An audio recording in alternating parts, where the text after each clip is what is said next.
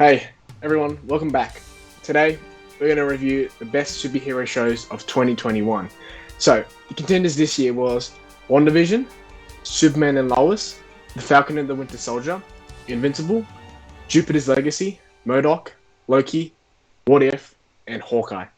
So Josh, give us third place. Well, in our very democratic voting system, coming in third was Invincible with 6 points. Yes, I was very happy about it. It should have been first, but I don't think all of us watched it. So that was the only thing. Yeah, and I feel like the draw to see something also is important in what is like determining the best. So like if no one watched it, it didn't do a very good job at like advertising itself. And I think that should. I think it's also not on the like, let's say the two biggest streaming services like Netflix and Disney Plus. I think the biggest problem is that it was on Amazon, and that's why it didn't do as well. Yeah, look, it is a very good show. I think everyone's very good in it. Like just for voice acting wise, so you got Steven Yeun, he plays Invincible, the titular character, and he does a very good job in conveying a youth side, but also the same side of growing up. J.K. Simmons, I think, has become a meme with the "What would you have after 500 years?" That's become like a thing now. Or think. I think he did a very good job. I think everyone just kind of nailed it, and then. Also, because I've read the comic book, pretty much it expanded on what was already established. Like, it took pretty much the first 7 issues, made that into an 8-episode arc, and Robert Kirkman, what he did, because he had his hand in all, like, on the thing, he just expanded on every kind of idea that he wanted to expand on in the comics. But obviously, with comics, it's a smaller medium, number one. Number two, he was on like time constraints and all that, and publisher mandates and all that. So I think this is his way of correcting it, and if he ever gets a movie, he'll probably improve it even more to become the best, because he's the kind of guy who likes to go back and fix it, which I think really helped and really like sold this one as my favorite superhero show of the year. Yeah, I'm disappointed it kept third, but I think the main thing is that not many of us watched it. Yeah, and I don't think anyone watched Jupiter's Legacy either. Who knows if that's a good show or not.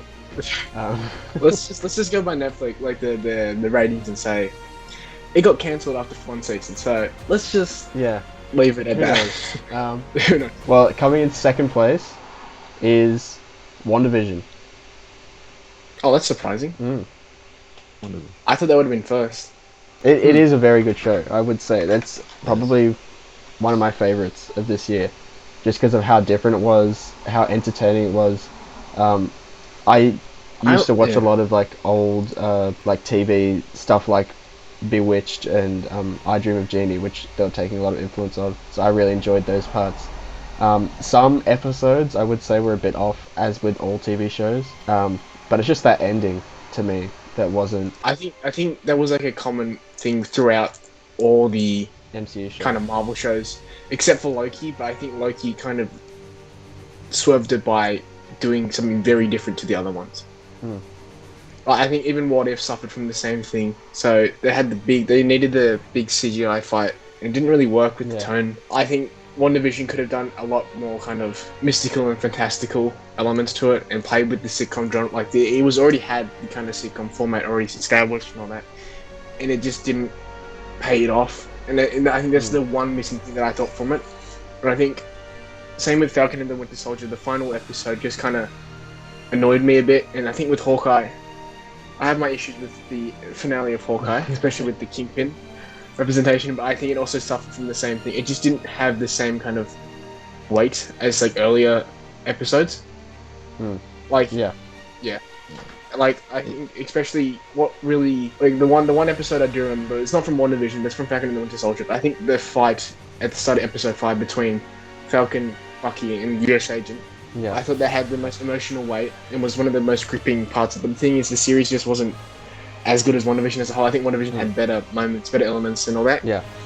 WandaVision was a lot more experimental. Yeah. Like those first episodes, the mystery that they built up, that was really good. Like, I remember that was the one that I was like, what's happening next? What's happening next? What's happening next? When's the next episode coming? When's the next episode coming out? And I think we were all like that. And then I remember us texting for like an hour after. Like, did you see this? You see this? Remember this? Every single episode was a cliffhanger. Yeah, and I think the other Marvel series didn't really have that kind of grip there. Yeah, I think WandaVision had that cliffhanger by having that mystery throughout, and it played with the audience.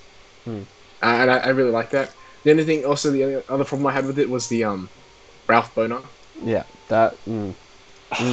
Look, I understand why they're you have going to bring for it back, like, Nathan. but it's part of the series. It's part of the series. You can't not. I understand why, and it's a kind of a good. It's a good kind of mystery element. It's like a red herring kind of thing, but like didn't really. It kind of just annoyed. Yeah, it annoyed all of us. It annoyed everyone. Yeah. I understand what they're going for, but like, come on, just come on. But yeah. Anyway, right. Let's give us number one, Josh. Number one of the best superhero show of 2021 was Loki.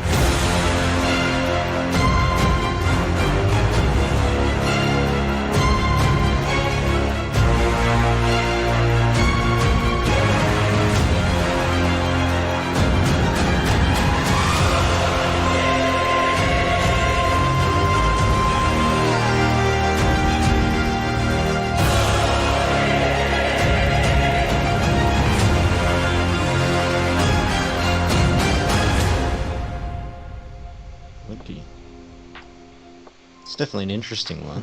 Well, you can see that we're definitely a group of nerds. Because that was the show that's probably the most nerdy one out there. Actually, no, I with probably the least action, the least. It had a different kind of action, if that makes sense. It didn't have like punching, fighting, and all that. Like neither did WandaVision. Yeah. But this one had like a different kind of action, if that makes sense. I think it did fix the kind of problem that we had with the other TV shows of Marvel, where it didn't have that final CGI fight. And I think, especially with like Falcon and Winter Soldier, it felt a bit chopped up. Yeah. Like the what was it, the ADR after the recordings. But they didn't feel chopped up. It felt very cohesive, and it felt like its own thing. And it had that kind of mystery throughout, similar to WandaVision in that way. I don't think it was as good as the one, but I think it had a more cohesive story, and it delivered on the finale. Yes.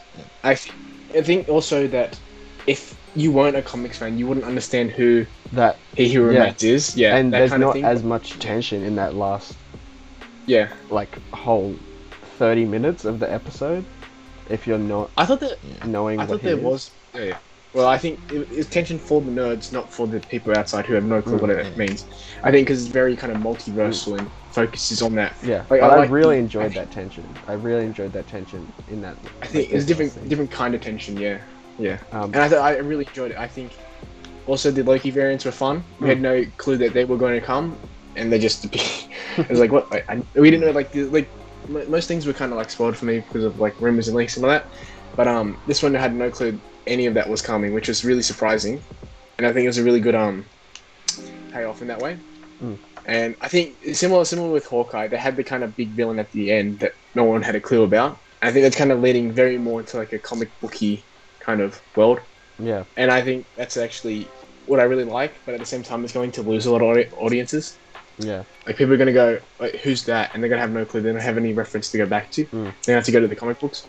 But hopefully it all works out, because I really liked Jonathan Major's performance in that last episode. Tom Hiddleston and Sophie Di Martino very good. Owen Wilson very good too. I like the kind of reveals that all the TVA agents were actually variants. And I thought that was like a fun idea. Yeah, but I think everyone acted. But yeah, I didn't really like the whole like Sylvie and Loki thing. Like what? It's a bit iffy. I don't know it's just like it's a bit weird, but it works. I think it makes sense at least. Yeah. I think it makes sense in the fact that if you look at from Loki cannot love anyone outside of himself, and since Loki and Sylvie are Loki, they are technically Loki's still in love with himself. It's kind of weird, but yeah, it doesn't come across the right way, I don't think. No. But my only question is, do you think they'll make Sylvie like Marvel's Enchantress? Yeah, they've talked about in behind the scenes that she's like meant to be a combination of the Enchantress and Lady Loki. It's not meant to be one or the other. It's meant to be their new sort of character inspired by both.